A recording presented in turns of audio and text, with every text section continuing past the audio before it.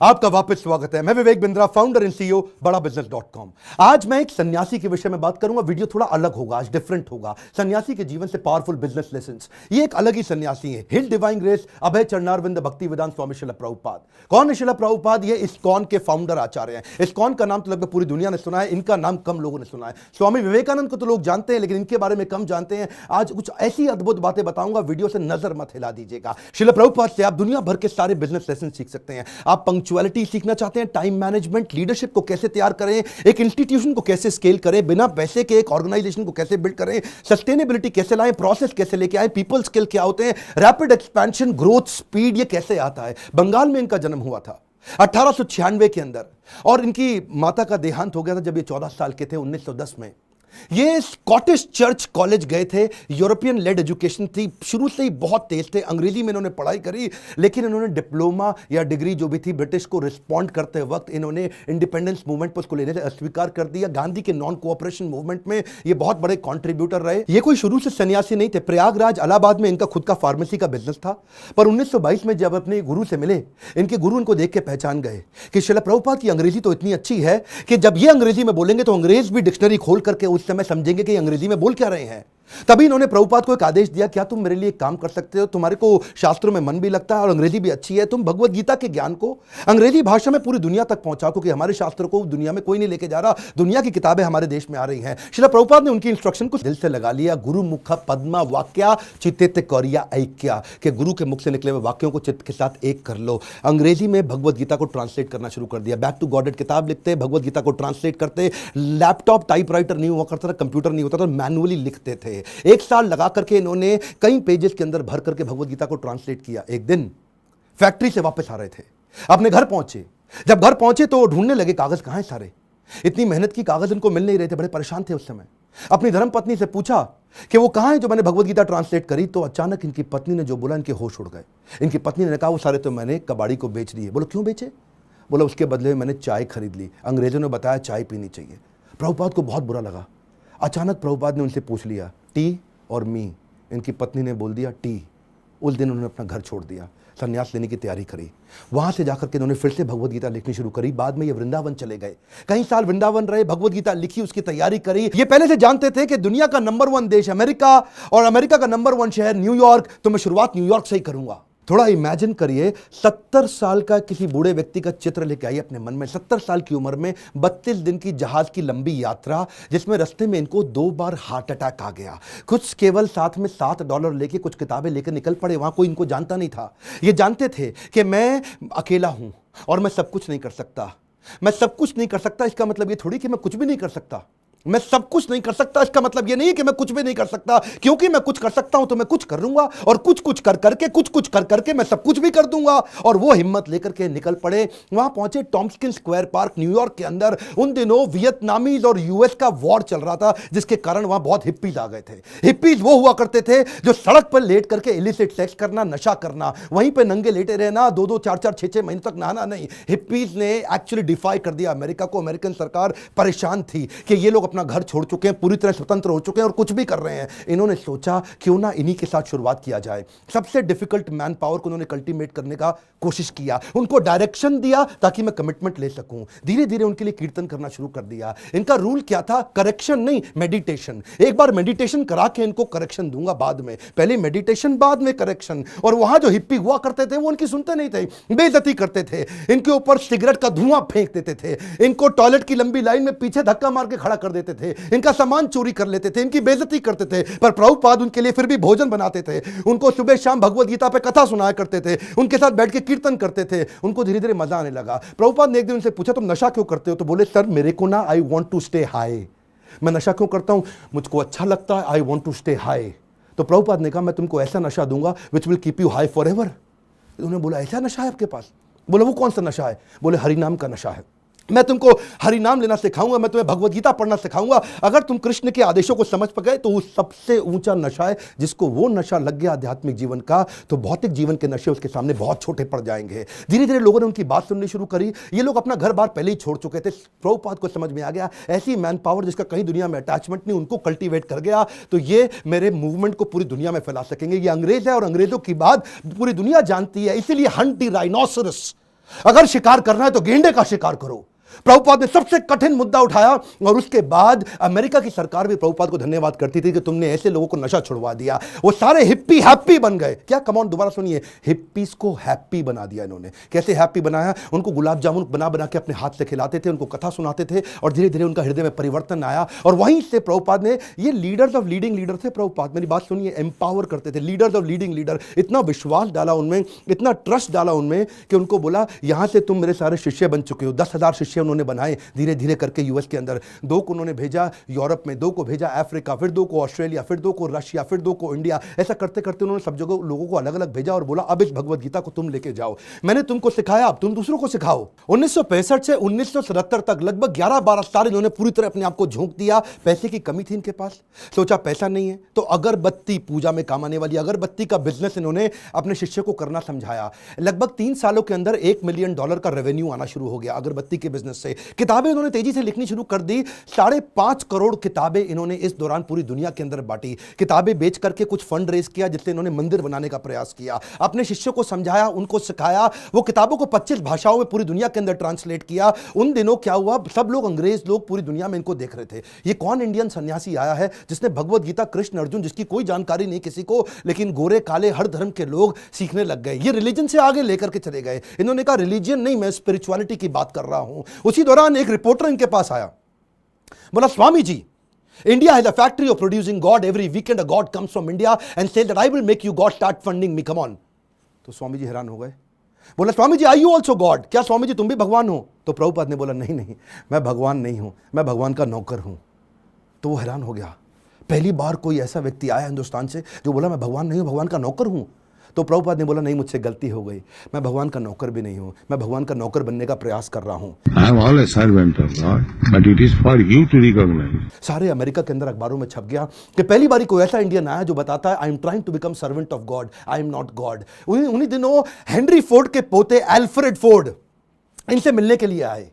Henry Ford का नाम बहुत हुआ करता था पृथ्वी के अंदर। प्रभुपाद कम बोलते थे, लिमिटेड बोलते थे। जब एल्फ्रेड फोर्ड इनसे मिलने आए तो प्रभुपाद ने केवल उनसे एक ही क्वेश्चन पूछा, where is Henry Ford now? अब हेनरी फोर्ड जीवित नहीं थे, बस केवल उनकी आंखों में आंख डाल के प्रश्न पूछा। एल्फ्रेड फोर्ड उसी समय घबरा गए। उनको समझ आ गया कि ये जीवन किसी के लिए नहीं है, कोई नहीं बचने वाला यहाँ पे। और उसी दिन उन्होंने प्रभुपाद को सरेंडर कर दिया और उनसे कहा मुझे भी भगवत गीता सिखाइए। ये ऐसे संत सन्यासी है जिनके कारण आज पूरी दुनिया के अंदर सैकड़ों हजारों ऐसे मंदिर बने जहां भगवत गीता पढ़ाई जा रही है, सिखाई जा रही है। पाकिस्तान जहां कुछ भी हो रहा हो, लेकिन आज भी इस्कॉन के 12 मंदिर है पाकिस्तान में जहां रोज शाम को भगवत गीता पे कथा की जाती है। ये बड़ा अनइमेजिनेबल था कि कुछ ही सालों के अंदर इन्होंने 6 महाद्वीप, 6 कॉन्टिनेंट के अंदर 108 मंदिर बना दिए। ये तब किया जब वेंचर कैपिटल नहीं था, कोई एंजल फंड नहीं था, प्राइवेट इक्विटी नहीं था, कोई आईपीओ नहीं निकाला, कोई बैंक लोन नहीं है, कंप्लीटली बूटस्ट्रैप्ड, सैलरी देने का पैसा नहीं है, लाइफ टाइम वॉलंटियर्स इकट्ठे किए। 10,000 उन दिनों इन्होंने अपने शिष्यों को लेटर पे लिख लिख के बात किया। इमेजिन करिए, कम्युनिकेशन बहुत स्लो था। मैं सोचता हूं कई बार अगर प्रभुपाद आज होते ना तो भगवत गीता इंडिया की राष्ट्र पुस्तक नहीं होती, पूरे विश्व के अंदर होती। इतनी स्पीड थी प्रभुपाद की। उस समय जब अपने शिष्यों से बात करते थे तो न्यूयॉर्क से साउथ अफ्रीका चिट्ठी भेजते थे। वो चिट्ठी में प्रश्न पूछता था, जवाब देते थे, फिर चिट्ठी वापस आती थी, फिर उसका उत्तर देते थे। इमेजिन करिए 10,000 ऐसे लेटर लिखे इन्होंने, कितना समय की कमी रहा होगा। इनके इतने सारे philosophical issues, managerial issues, personal issues, professional issues, सब पे गाइड किया करते थे। व्हाट्सएप नहीं था, कम्युनिकेशन नहीं था, वहां पे फ्लाइट तेज नहीं जाती थी। बावजूद उसके इन्होंने 12 साल के अंदर 15 बार पूरी पृथ्वी का भ्रमण किया। एक बात समझिए, sales is not about selling, it is about building trust in education. Building trust in education. विश्वास बढ़ाओ, एजुकेट करो, विश्वास बढ़ाओ, एजुकेट करो। दुनिया भर में इतना विश्वास बढ़ा दिया, एजुकेशन बढ़ा दिया भगवत गीता के बारे में कि बीटल्स, जो उस समय बहुत फेमस हुआ करता था, बीटल्स के जॉर्ज हैरिसन ने अपना 70 एकड़ का फार्म वॉटफोर्ड में लंदन के नजदीक इनको डोनेट कर दिया। वो इनका शिष्य बन गया और अपने रॉकस्टार गानों के साथ साथ कीर्तन करने लग गया, हरे कृष्णा। उन्हीं दिनों प्रभुपाद जी साथ साथ इतनी किताबें लिखना चाहते थे, जानते थे मैं बूढ़ा हो गया हूं, सारी चीजें लिख के चला जाऊं ताकि लोग उसको आसानी से फॉलो कर सकें। उन्होंने खुद से लिखना बंद कर दिया, डिक्टाफोन ले लिया। डिक्टाफोन जानते क्या होता है? उस पर ये रिकॉर्ड करते थे और चलते चलते रिकॉर्ड करते थे, बैठे बैठे रिकॉर्ड करते थे। 24 घंटे में से 22 घंटा सेवा करते थे, 2 घंटा आराम करते थे। अनइमेजिनेबल है, मैं थोड़ा आपको बता रहा हूं फिर से, इसको मत मिस करिएगा। 24 में से दुनिया जानती है प्रभुपाद 22 घंटा सेवा करते थे, 2 घंटा रात को 10 से 12 तक आराम करते थे, रात को 12 से सुबह 4 बजे तक किताबें ट्रांसलेट किया करते थे, क्योंकि इनके गुरु का आदेश था किताबें ट्रांसलेट कर करके रिकॉर्ड करते थे उसको, जानते थे मैं लिखूंगा टाइप करूंगा टाइम लगेगा, शिष्यों को बोलते थे तुम रिकॉर्डिंग को सुनो उसको टाइप करो। उसी समय टेक्नोलॉजी का इस्तेमाल करते थे। डिक्टाफोन के बाद माइक्रोफोन आया, माइक्रोफोन पे करने लगे। सुबह की साधना करते, मंदिर में मंगल आरती करने के बाद, जब करने के बाद जब बाहर वॉक करने निकलते 1 घंटा वॉक करते, शिष्य को साथ में लेते, उस समय फिर से ट्रांसलेट करते, शिष्य माइक पकड़ के चलते रहते, ये मॉर्निंग वॉक पे फिर से ट्रांसलेट करते। जानते थे इनके पास समय कम था। प्रभुपाद ने अपने 12 साल के अंदर वो काम किया जो कि बिल्कुल अकल्पनीय है। इसमें मैं आपको एक बात सिखाना चाहता हूं, इसको बोलते हैं EFA, elephantine focused advantage. Elephantine focused advantage, इसको बोलते हैं अव्यर्थ कालत्वम। संस्कृत का शब्द है अव्यर्थ कालत्वम, यानी कि इतना सा भी समय वेस्ट नहीं करना, ऑब्सेसिव अटेंशन टू डिटेल। और इसको क्या कहते हैं OAD, obsessive attention to detail. हाथी के बराबर हाथी शब्द इस्तेमाल किया गया, एलिफेंटाइन फोकस, क्योंकि लगना चाहिए आपको बहुत भयंकर फोकस है ये। मेरा एक दोस्त है, वो मुझे क्या कहता है कि यार विवेक, मेरे को 12 साल लग गए एक फैक्ट्री को 2 फैक्ट्री बनाने में। सुनिएगा, 12 साल लगे एक फैक्ट्री को 2 फैक्ट्री बनाने में, जिसमें मैंने बहुत पैसा लगाया। प्रभुपाद बिना पैसे के एक मंदिर को 108 मंदिर बना दिया 12 साल के अंदर। ये किया कैसे? बिना तनख्वाह दिए। मैं इतनी तनख्वाह दे रहा हूं, लोग काम नहीं कर रहे, ये बिना तनख्वाह के लोगों से इतना काम करा लेते हैं। इसी को बोलते हैं कि वैकुंठ से जब व्यक्ति आता है और ऐसी लीडरशिप बिल्ड करता है, ऐसी लीडरशिप वाला व्यक्ति इतना एम्पावर कर देगा कि एक ऑर्डिनरी आदमी से एक्स्ट्रा ऑर्डिनरी काम करा जाएगा। जब जेब में पैसा हो तो स्पीड आ जाती है। सुनिएगा ध्यान से, जब जेब में पैसा हो तो स्पीड तो आ ही जाती है, लेकिन प्रभुपाद की जेब में पैसा नहीं था। ये थोड़ा सा अनइमेजिनेबल केस स्टडी है कि लो कॉस्ट हाई स्पीड। सुनिएगा ध्यान से, बिना पैसा लगाए लो कॉस्ट पे हाई स्पीड कैसे बिल्ड करें? इसका तरीका क्या है? अर्जेंसी और पीपल स्किल। प्रभुपाद अद्भुत व्यक्ति थे। अर्जेंसी और पीपल स्किल। शिष्य तंग करते थे, शिष्य गलतियां करते थे, प्रभुपाद टॉलरेट करते थे पीपल स्किल के साथ में। शिष्य इनको बहुत दुखी करते थे, प्रभुपाद टॉलरेट करते थे पीपल स्किल के साथ में। स्पीड बनाए रखी पीपल स्किल के साथ में। लोग दुखी भी नहीं होते थे, स्ट्रेस भी नहीं होते थे, क्योंकि प्रभुपाद प्रेम इतना देते थे। उनका प्रेम एक समुद्र की तरह था। श्री गुरु करुणा सिंधु, ऐसा करुणा का सिंधु सागर थे ये। इन्होंने एक बार जब ये अपने शिष्यों को लेकर के रथ यात्रा ज्वाइन करने गए जगन्नाथपुरी के अंदर, तो वहां पे मंदिर के अंदर अंग्रेजों को जाना मना है। हिंदू मंदिर है, वो कहते हैं अंग्रेज को, लोगों को हम नहीं, क्रिश्चियंस को अंदर जाने देंगे। प्रभुपाद ने बोला अगर तुम मुझे जगन्नाथ जी के दर्शन करने नहीं जाने दोगे, मैं जगन्नाथ जी को पूरी दुनिया में ले जाऊंगा। उसके बाद उन्होंने रथ यात्रा करनी शुरू करी और वहां से पूरी दुनिया में रथ यात्रा का प्रचलन चालू हो गया। प्रभुपाद वो पहले व्यक्ति थे जिन्होंने आज पूरी पृथ्वी पर रथ यात्रा और जगन्नाथ जी के दर्शन कराने शुरू किए। यहां पे ये रुके नहीं, इसके बाद उन्होंने सोशल और चैरिटेबल काम भी किए। World largest vegetarian food relief programme शुरू किया जिसका नाम है food for life. Sunday feast, ये दुनिया भर के अंदर हजारों मंदिरों के अंदर रोज शाम को हजारों लोगों को फ्री में खाना बढ़ता है। इंडिया में मिड डे मील की स्कीम को एक्वायर कर लिया उन्होंने, सरकार की स्कीम को इस्कॉन ने। क्या किया आज आपको जान के हैरानी होगी, बुद्धि चकरा जाएगी। 14 लाख गरीब बच्चों को रोज मिड डे मील का भोजन आज इस्कॉन अपने मंदिर से बना करके भेजता है। Can you imagine? 14 लाख बच्चों को कभी अपने आप को पॉपुलराइज नहीं किया, कभी अपनी इन्होंने गाथा नहीं गाई, कभी अपने आप को भगवान नहीं बताया, कभी अपने आप को अपनी तारीफ नहीं करी, अपनी सेवाओं को आगे रखा और बिना प्रमोशन के किसी को कभी प्रमोट नहीं किया। जानते हैं अमेरिका के अंदर भी आपको तो मालूम है स्टीव जॉब्स का स्टैनफोर्ड यूनिवर्सिटी का वो लेक्चर, जहां पे उसने खुद ही माना था कि मैं रोज, मेरे पास पैसा नहीं हुआ करता था, एक खाना खाने के लिए एक बार का 7 मील पैदल चल के हरे कृष्णा मूवमेंट पे फ्री का खाना खा के आया करता था। I would walk the 7 miles across town every Sunday night to get one good meal a week at the Hare Krishna temple. वैसे एक बात बताऊं, सुषमा स्वराज बोल बोल के थक गई थी कि भगवत गीता को राष्ट्रीय पुस्तक घोषित कर दो, श्रीमद् भगवत गीता को राष्ट्रीय पुस्तक घोषित किया जाए। आज ये प्रभुपाद के चलते न्यू जर्सी की सेटन हॉल यूनिवर्सिटी के अंदर भगवत गीता को कंपलसरी कर दिया। हरे कृष्णा मूवमेंट से भगवत गीता को लेके कैम्ब्रिज इंटरनेशनल यूनिवर्सिटी यूके के अंदर 2020 से वहां पे भी किताबें कंपलसरी कर दी कि भगवत गीता सिखानी चाहिए। क्यों? क्योंकि ये आपको वैल्यूज देंगी, मोरालिटी देंगी, कैरेक्टर देंगी, एथिक्स देंगी, प्रिंसिपल देंगे, ताकि आप एक इंसान को मजबूत बना सको। बहरहाल उनके पास समय कम था। 1977 में जब वो शरीर छोड़ने वाले थे, उनका वजन आधा हो चुका था, इतने पतले, इतने कमजोर हो चुके थे कि उनके शरीर पे स्किन बची नहीं, हड्डियां और नसें बची थी। जब डॉक्टर भी मिलना आता था ना, उसकी भी बुद्धि चकरा जाती थी कि मैं कैसे दबाऊं, कहीं ऐसे नसों से हड्डी में लुक चुप के दर्द ना होने लग जाए इनको।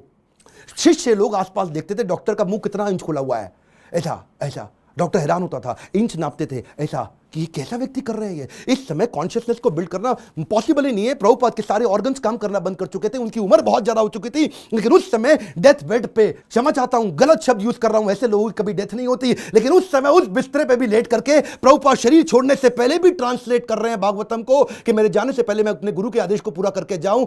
अद्भुत। डॉक्टर बोला संभव ही नहीं है, ये बिल्कुल पॉसिबल नहीं है। So, if we have the chance of association with devotees, जानते हैं ये प्रभुपाद ऐसे व्यक्ति थे, जाने से पहले इन्होंने पूरा मैनेजमेंट मैनकॉम, कॉर्पोरेट्स के अंदर ना मैनकॉम होता है, मैनकॉम का मतलब क्या, मैनेजमेंट कमिटी। तो प्रभुपाद चाहते थे मैं इसको फैमिली रन बिजनेस की तरह ना चलाऊं, इसको इतना प्रोफेशनल कर दूं, जैसे बड़े कॉर्पोरेट्स होते हैं वो फैमिली की तरह नहीं चलते, प्रोफेशनल तरीके से चलते हैं। उन्होंने एक मैनेजमेंट कमिटी बनाई, 12 लोगों की लीडरशिप तैयार करी, बोला जो भी डिसीजन होगा, जो भी पॉलिसी होगी, ये 12 लोग मिलकर के करेंगे, ताकि कभी भी करप्शन ना लेकर के आए। जब भी अकेले का खुद का बिजनेस होता है तभी करप्शन आता है। कई ऐसे गुरुजी हैं जिनके बेटे भी अपने आप गुरु बन जाते हैं, उनके बेटे भी अपने आप गुरु बन जाते हैं। यहां पे केवल काबिल व्यक्ति को गुरु बनाया जाता है, यहां पे गुरु को नहीं प्रमोट किया जाता, यहां भगवत गीता को प्रमोट किया जाता है। एकर्स ऑफ एकर्स प्रॉपर्टी बना ली प्रभुपाद ने, लेकिन अपने बच्चों के नाम पे एक प्रॉपर्टी नहीं करके गए, सब कुछ सोसाइटी के नाम पे कर दिया। प्रभुपाद कहते थे कि बिलीफ स्पिरिचुअल होगा और बिहेवियर प्रोफेशनल होगा। सिस्टम सुनिए, कम ऑन, बिलीफ स्पिरिचुअल होगा और बिहेवियर प्रोफेशनल होगा। वो क्या कहते थे, प्रिंसिपल ग्लोबल है, ग्लोबल प्रिंसिपल पूरी दुनिया में एक जैसे होंगे, लेकिन रिसोर्सेज लोकल होंगे। अगर आपको पैसा चाहिए तो लोकल जगह से रेज करो, लोकल जगह पे खर्च करो। पैसा ना इस देश से उस देश जाएगा, ना उस देश से इस देश आएगा। प्रिंसिपल ग्लोबल होंगे और खर्चा रिसोर्सेज लोकल होंगे। यही मैं आपको बताना चाहता हूं। अगर इस प्रकार की लीडरशिप आप बिल्ड कर सके तो आपको जिंदगी के अंदर इसके लिए लीडरशिप क्वालिटी चाहिए, और वही मैं सिखाता हूं अपने प्रोग्राम्स के अंदर। इसको बोलते हैं लीडर, जिससे आप सारे स्पिरिचुअल भी और बिजनेस भी सारे लेसन एक साल ले सकते हो। रियल लीडरशिप वीडियो को डाउनलोड व्हाट्सएप पे करके पूरे देश में पहुंचाइए।